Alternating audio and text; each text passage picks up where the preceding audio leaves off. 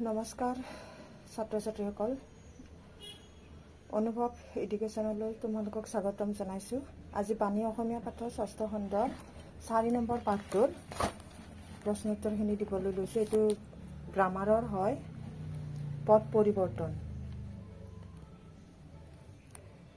প্ৰশ্ন নম্বৰ ১, পদ পৰিৱৰ্তন বুলিলে কি বুজা?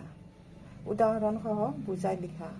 উত্তৰ: এটা পদক আন এটা পদলৈ সলনি কৰাকে পদ পৰিৱৰ্তন বোলা হয়।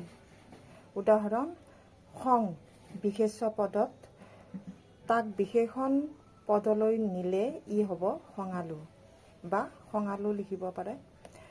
প্ৰশ্ন নম্বৰ ২, তলৰ পদবোৰ বিশেষ্যৰ পৰা বিশেষণলৈ নিয়া। খং, দয়া, বিদ্যা, ধন, দেহ, মান, সমাজ।